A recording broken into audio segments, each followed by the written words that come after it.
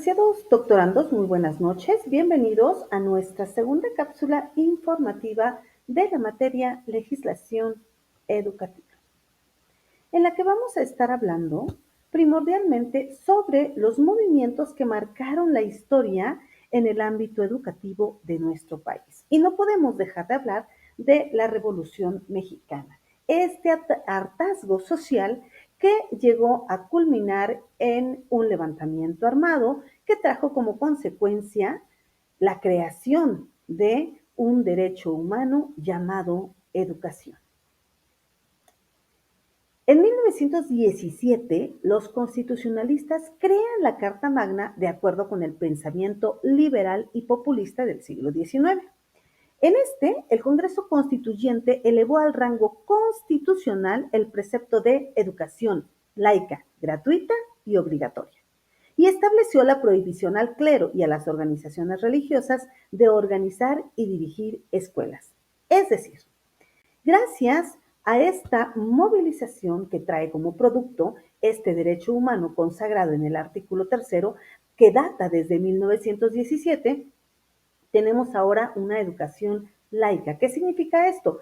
Que no hay una inclinación hacia algún tipo de religión, que es gratuita en razón a que no hay ninguna contraprestación monetaria para que nosotros podamos tener acceso a esta educación. Y por ende, ahora obligatoria. Es decir, el Estado está obligado a entregar esta educación desde preescolar, primaria, secundaria y ahora un nivel medio superior.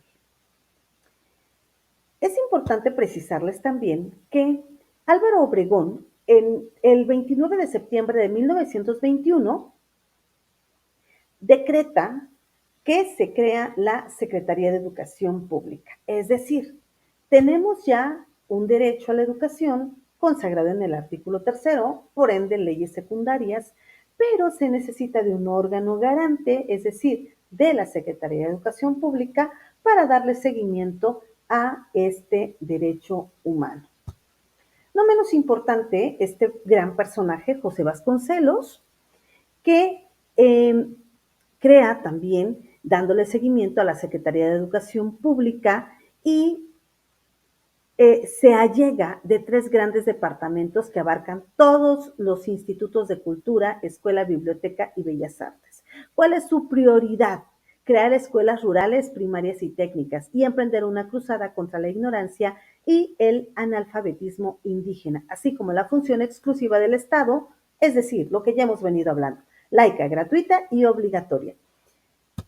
Aquí cabe recalcar que gracias a esta protección que da José Vasconcelos a las comunidades, a los ejidos, es que se crean estas escuelas rurales, primarias y técnicas.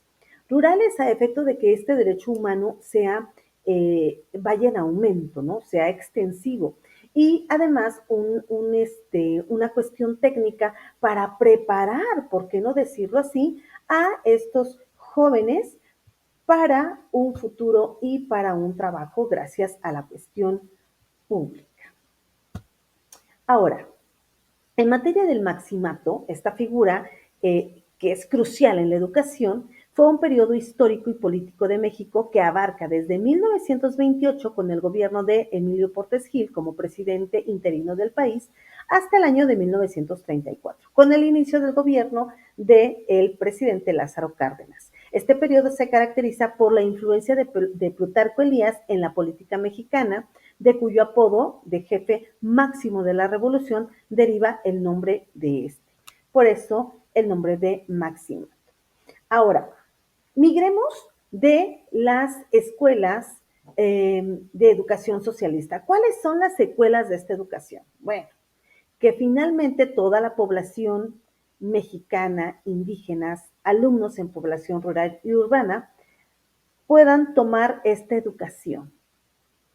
Pero ahora se deja ya como base la cuestión religiosa a la familia. La familia será la que determinará qué religión profesan y por eso se habla que es desde casa.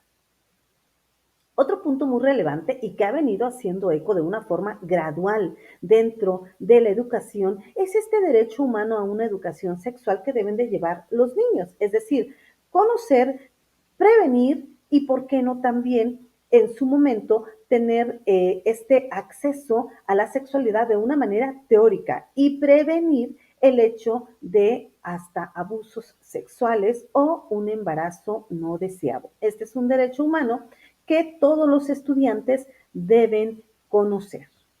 Y claro que pondera también el interés superior para efectos de proteger y no violentar sus derechos humanos en el ámbito de una prevención. La obra educativa del periodo del general Lázaro Cárdenas, que comprende de 1934 a 1940, en 1970, en carta dirigida al señor Adalberto Bramus, el general Cárdenas dibuja con toda claridad la política educativa en el periodo de su régimen presidencial. En efecto, la vigencia de un régimen político, económico y social que tenga características democráticas nacional revolucionarias. Aquí maneja este principio básico del socialismo, la intención de implementar la enseñanza socialista.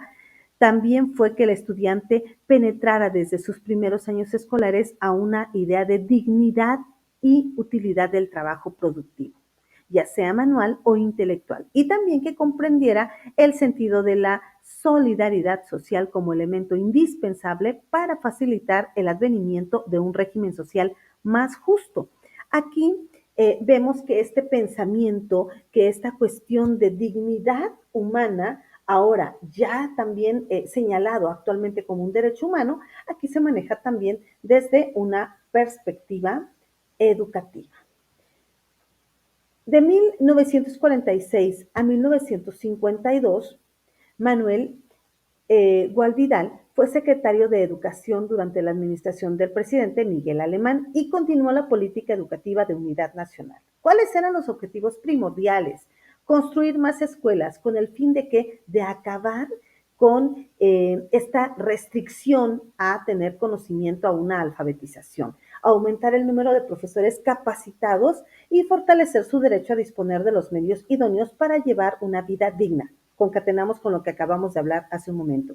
Y editar libros en cuanto a complemento integral de la escuela y ponerlo al alcance de todos. Entonces, alfabetizar, aumentar el número de profesores que tengan este sentido de enseñanza y de obligatoriedad para terminar con este nulo acceso a leer, a escribir, es decir, poder ser alfabetizados y, derivado de esto, llevar una vida digna. Y lo que hoy por hoy tenemos, este privilegio de tener estos libros de texto, bueno, es también un complemento a la educación que se tuvo desde aquel entonces. Como siempre, agradezco su atención.